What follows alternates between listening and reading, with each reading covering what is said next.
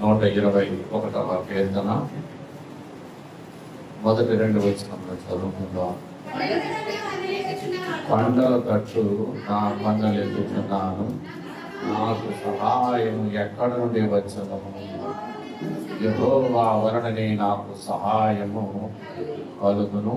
ఆయన భూమి ఆకాశములను సృజించినవాడు. చిన్న ప్రార్థన. ప్రేమ కలిగిన మా దేవ, మీ నామమునకు వందనాలు, స్తోత్రములు చెల్లించుకుంటూ ఈ దినమందు చదవబడిన వాక్యము 121వ కీర్తనలో మొదటి 2 వచనములను మేము ధ్యానాంశంగా తీసుకుని ఉండగా, నిలబడిన నన్ను మరుగుపరుచుకొని కూడు వచ్చిన వినిచిన బిడలకు కావలసిన మాటలను ఈ దేన సేవకుల నోట మీరే వినిపింపచేసి మహిమ పొందము. సమస్త మానవాళికి సకల జీవులకు నిత్య సహకారి అయిన యేసు నామములో ప్రార్థించి వేడుకొనుచున్నాము తండ్రి, ఆమేన్. ప్రభువునందు ప్రియమైన వారులారా, ఈ దినమందు మనకు దేవుడు ఏమై ఉన్నాడు అంటే ఆయన మంచి సహకారి అయి ఉన్నాడు. కొంతమంది వ్యక్తులు చూసి మనం చెప్తాం, ఈయన మంచి సహాయకుడు, సహకారి అని. అయితే దైవ గ్రంథంలో మనం చూస్తున్నప్పుడు బైబిల్ గ్రంథము దేవుడు మనకు సహాయకుడు అని తెలియజేస్తా ఉన్నది. కొన్ని చోట్ల మన రాష్ట్రంలో కావచ్చు, ఆయా ప్రాంతాల్లో ఆయా సందర్భాల్లో హెల్ప్ లైన్ పెడతారు. ఎందుకు? సహాయం చేయడానికి. 108 కావచ్చు, 104 కావచ్చు. ఇంకా ఎందుకు ఇవి అంటే 100 రైలు కొట్టగానే పోలీసు వాళ్ళు కూడా సహాయం ఎవరని అంటారు. ఎందుకు వీళ్ళందరూ? ఎందుకు అంటే హెల్ప్ లైన్ ఉంది. ఈ హెల్ప్ లైన్ ఫోన్ కలవలేదు అనుకోండి, కలిసిన ఆలస్యమైంది అనుకోండి, ఇప్పుడు ఏమవుతుంది? సహాయము ఆలస్యం అవుతుంది. కానీ దేవుని సహాయము ఎప్పుడు ఆలస్యం కాదు. ఆయన ఎప్పుడు ఇన్ని సహాయం చేశారు కదా, ఈసారి ఆగిపోదాం అనుకోడు. కానీ దేవుని యొక్క సహాయమును గురించి భక్తుడైన, ప్రార్థనా పరుడైన, కీర్తనాకారుడైన, గరుడైన దావీదు భక్తుడు అంటున్నమాట, నాకు సహాయం కావాలి.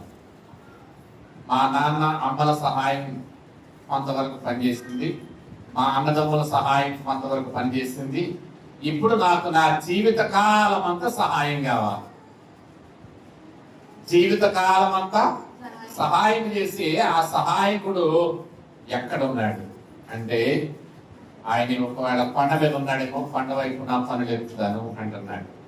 ఎందుకు కొండల వైపు దేవుడు మనుషులను చూడమని చెప్పాడు? ఏ కొండ వైపు చూస్తే ఏ సహాయం వస్తుంది అంటే, సీనాయి పర్వతం పైకి దేవుడు దిగి వచ్చాడు. ఎందుకు వచ్చాడంటే ప్రజలతో మాట్లాడడానికి, ప్రజలకు సహాయం చేయడానికి, ప్రజలైన వారిని క్రమమైన పద్ధతిలో పెట్టడానికి, ధర్మశాస్త్రం వారికి అందించి ధన్యులుగా చేయడానికి దేవుడు సీనాయి పర్వతం పైకి దిగి వచ్చాడు. కొండపై ఆ కొండ దేవుడు దిగిరాగా అది కనిపించెను. పర్వతం ఏమైందంట? కనిపించింది. ధూమమయమయ్యను అని వ్రాయబడుతుంది. ఎందుకు అంటే పర్వతం కూడా దేవుని తట్టుకోలేదు. పర్వతమే చాలా బలమైనది, కానీ దేవుడు ఇంకా బలవంతుడు. కాబట్టి ఆ దేవుడట సహాయం నాకు చేస్తాడనే నమ్మకంతో ఆయన ఏం చేస్తాడంటే సహాయం చేసే ఆ దేవుని వైపు నా కన్నులు ఎత్తుతున్నాను అంటున్నాడు. సహాయం చేసే వారి వైపు మన కన్నులు ఎత్తుతాం, లేక చేతులు చేస్తాం.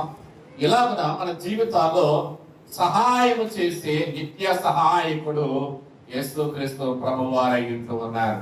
ఈ సహాయం చేసే ఆయన ఎవరు అంటే, మనకు చాలా మంది సహకారులు ఉంటారు.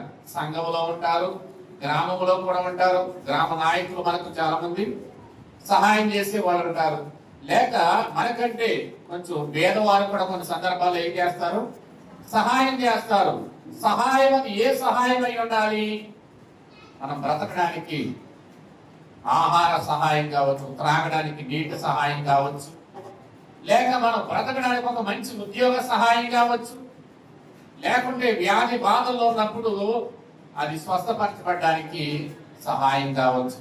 సహాయం అనేది రకరకాలుగా ఉండవచ్చు, కానీ ఎన్ని రకాల సహాయం అయినా దేవుడు మనకు చేయడానికి ఏం చేస్తున్నాడంటే సిద్ధంగా ఉన్నాడట. ఆయన ఎప్పుడు కూడా ఎనీ టైం ఆఫ్లైన్ కాదు, ఇది ఆన్లైనే. ఆన్లైన్ సహాయమే దేవుడిది. ఎందుకు అంటే క్షణాల్లో ఆయన మునిగిపోతున్నాడు. పేతురు గారు ఏమన్నాడు? ఆయన ప్రభువా నాకు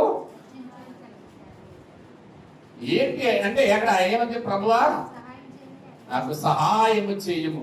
కనాను స్త్రీ కూడా అలాగే అంటది, ప్రభువా నాకు సహాయం చేయము. ఆ సమయంలో పేతురు గారు ప్రార్థన మొదలుపెట్టుంటే ఆ ప్రార్థన ఈ లోపలే మునిగిపోయేవాడు. అవునా కదా? కొంతమంది చాలా ప్రమాదకర సమయంలో కూడా దర్జాగా ప్రార్థన చేస్తారు, ఎక్కువ సమయం చేస్తారు. అలా సమయం ఎలాంటిది? కొంచెం సమయంలో కొంచెం ప్రార్థన కూడా అవసరమైంది. ప్రభువా నాకు సహాయం చేయము అని అడిగే వరకు దేవుడు చూస్తానే ఉంటాడట.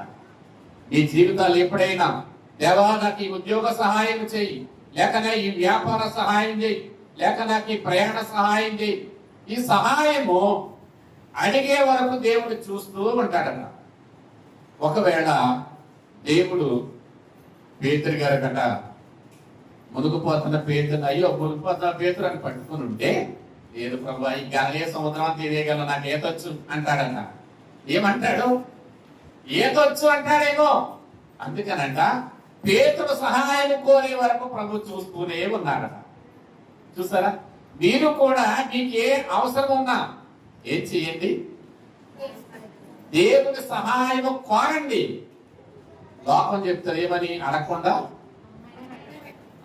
ఎందుకని? ఆకలి లేదు మా పిల్లకి, లేదా ఆయనకి ఆకలి వేయట్లేదేమో అనుకుంటదేమో. ఇక్కడ చూడండి ప్రభునందు ప్రియులారా, దేవుని సహాయము అన్ని వేళల మనకు అందును. కాబట్టి ఈ సహాయకుడు ఏం చేస్తారంటే అడిగే వరకు వేచి చూచును. కాబట్టి మనకు ఏ సహాయం అవసరమో సహాయం గలవారా మీరు దేవుని సహాయము మెండుగా పొందుకొందురుగాక. ఏమా వద్దా మీకు సహాయం? దేవుడి సహాయం వద్దా? వాక్యం చెప్తుంది మనుషుల సహాయము. సరే ఎంత బాగా చెప్తారు మీరు. మనుషుల సహాయం వ్యర్థము, దేవుడి సహాయము. ప్రభునందు ప్రియులారా, ఈ దినమందు దావీదు భక్తుడు తన సహాయము దేవుని ద్వారానే కావాలి అని కోరుకుంటా ఉన్నాడు. నాకు సహాయం ఎక్కడి నుండి వచ్చునని చెప్తూనే యెహోవా వలననే నాకు సహాయము కలుగును. యెహోవా వలననే. ఆయన ఎవరనుకుంటున్నారు? యెహోవా అనగా ఎల్లకాలం ఉండేవాడు చెప్తాం. ఇక్కడ ఈ వచనములో మాత్రం ఆయన భూమి ఆకాశములను సృజించినాడు. యెహోవా అనగా ఎవరనుకుంటున్నారు? ఈ భూమిని, ఆకాశాన్ని, సమస్తాన్ని కలుగజేసిన ఆ దేవుని వలననే మనము సహాయము పొందగలము. అందుచేత ఈ సహాయమును గురించి భక్తుడైన దావీదు భక్తుడు సహాయము దేవుని ద్వారా పొందుకోవడానికి ఆయన ఇష్టపడతా ఉన్నాడు. ఈ సహాయం ఎప్పుడు పొందుకోవాలంటే ఎనీ టైం, ఎప్పుడైనా ఏం చేయాలి? దేవుని సహాయం పొందుకోవడానికి సిద్ధంగా ఉండాలి. అయితే కీర్తనకారుడు అంటాడు 46వ కీర్తన 1వ వచనములో,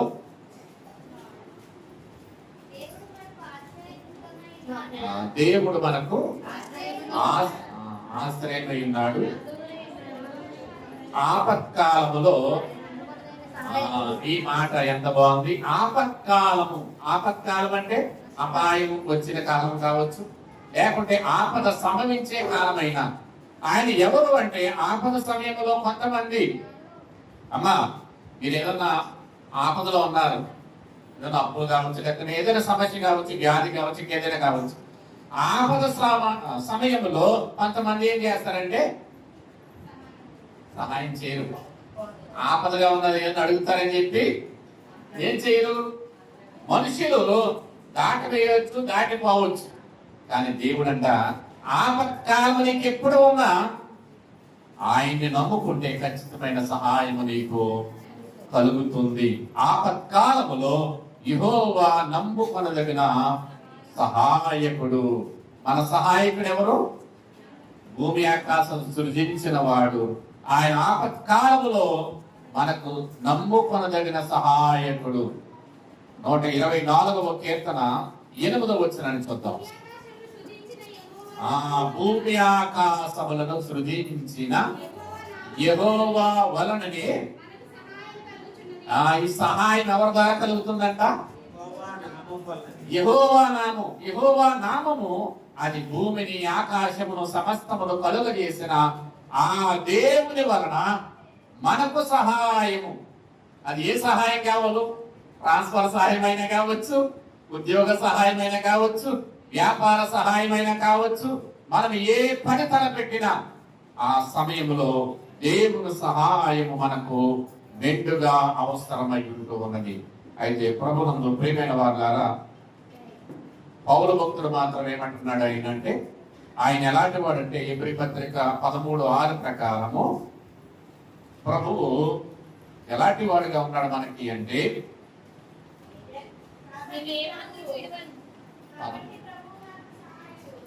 కాబట్టి ప్రభువు నాకు సహాయకుడు, నేను భయపడను. అది ఎందుకు అంటే, నాకు సహాయం చేసేవాడు ఉన్నప్పుడు ఎందుకు భయం?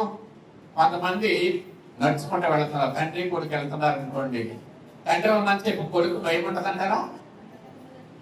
ఎందుకు ఉండదు? కొంతమంది భయపెట్టేవారు, మా నాన్న ఉన్నాడు ఆయన పక్కన అనుకుంటాడు. ఏముంది? ధైర్యపరిచే తండ్రి ఉన్నాడు, లేక ధైర్యపరిచే తల్లి ఉంది, ధైర్యపరిచే ఫ్రెండ్ ఉన్నాడు. నాకు ఏ సాయమైనా నా ఫ్రెండ్ చేస్తుంది అనుకునే ధైర్యం ఉండవచ్చు. నాకు ఏ సాయమైనా మా ఆయన గారి ద్వారానే అవుతుంది, లేక నా భార్య ద్వారానే అవుతుంది, ఇట్లాగా నా పిల్లల ద్వారానే నాకు సహాయం అనుకుని చాలా మంది ధైర్యపడతారు. కానీ పౌలు గారు అంటాడు, నాకు ఎవరు సహాయం అంటే నా ప్రభువే నాకు సహాయకుడిగా ఉన్నాడు. నేనేం చేయను అంటే భయపడను. ఒకవేళ అతడు శత్రువు నన్ను చంపడానికి వచ్చినా భయపడ్డాం. నా దేవుడు నాకు ఎప్పుడు ఎల్లప్పుడు ఎలా ఉన్నాడంటే సహకారుడిగా సహాయకుడిగా ఉన్నాడు అంటున్నాడు.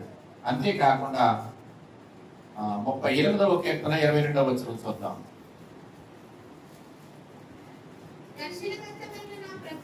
రక్షణకర్తమైన నా ప్రభువా, నా సహాయమునకు త్వరగా రమ్ము. అంటే ఒకవేళ ఆలస్యం చేస్తారంటే భయమేసి, ఇప్పుడు దేవుని సహాయం కోరేవారులారా మీరేం చేయాలా? ప్రభువా నాకు త్వరగా సహాయం చేయి. ఒకవేళ దేవుడు కొందరు ఆలస్యం అన్నట్టు ఆయన ఆలస్యం చేసేవాడు కాదు, కానీ సమయానుకూలంగా సహాయం చేసే దేవుని మనము అడిగే సందర్భము, త్వరగా నాకు సహాయం చేయము. ప్రభువునందు ప్రియమైన వారులారా, ఇదే కీర్తనలో ఈ సహాయం ఎక్కడి నుండి మనం పొందుకోగలుగుతాం అంటే 20వ కీర్తన 2వ వచనం అంటాడు, పరిశుద్ధ స్థలములో నుండి. ఎక్కడి నుండి సహాయం చేస్తాడంటే దేవుడు పరిశుద్ధ స్థలములో నుండి. మనం ఏ స్థలంలో ఉంటే ఆ స్థలంలో నుంచి ప్రభా సాయం చేయి అంటే ఆలోచిస్తాడు దేవుడు. ఎందుకని? మనం ఉండాల్సింది ఎక్కడ? ఆయన సాయం పొందాల్సింది ఎక్కడ అంటే దేవుని సహాయము దేవుని సన్నిధిలో నుండే మనం పొందుకోవాలి అంటున్నాడు. ఇక్కడ కీర్తనాకారుడు ఏమంటున్నాడంటే పరిశుద్ధ స్థలములో నుండి ఆయన సహాయము కావలసిన వారందరికీ సహకారిగా ఉన్నాడు. కాబట్టి ప్రభువునందు ప్రియమైన వారులారా, ఈ పరిశుద్ధ స్థలం ఏం చేస్తుందంటే మనకు సహాయం చేయడానికి ఉపయోగపడతా ఉంది. అందుచేతనే హన్న ఏం చేసింది? సమూయేలు గారి యొక్క తల్లి షిలోహు మందిరములోనికి వెళ్ళి ఆ పరిశుద్ధ స్థలములో నుండి తన యొక్క బాధ నుండి విముక్తి పొందెను, వడ్రాలనే నిందలు తొలగించుకుంది. ఆమె చేసిన ఆ పరిశుద్ధ స్థలములో చేసిన ప్రార్థన తనకు స్వాస్థ్యం ఇచ్చింది.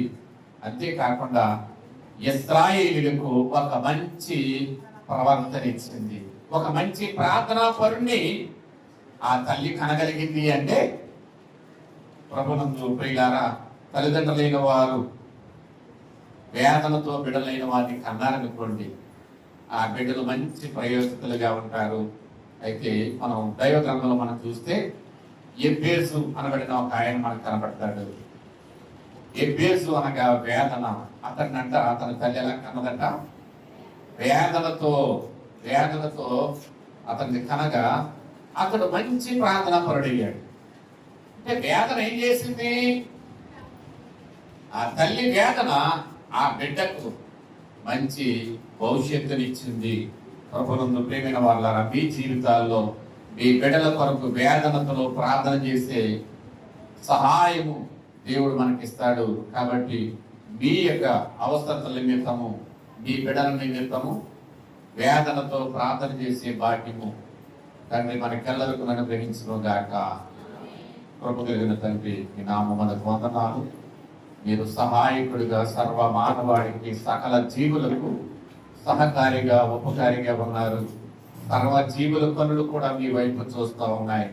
తగిన సమయమందు మీ గుప్పెళ్ళు విప్పి వాటిని పోషిస్తున్న పోషకుడిగా మీరున్నారు. జీవుల పోషకుడిగా, సహాయకుడిగా మీరున్నారు. మా జీవిత కాలమంతయు మాకు పోషకుడిగాను, సంరక్షకుడిగాను, మా యొక్క అవసరతలన్నీ తీర్చి సహాయకుడిగా మీరుండి నడిపించము. మా మంచి సహాయకుడైన యేసు నామములో ప్రార్థించి స్తుతించి వేడుకొంచున్నాము తండ్రి. ఆమేన్.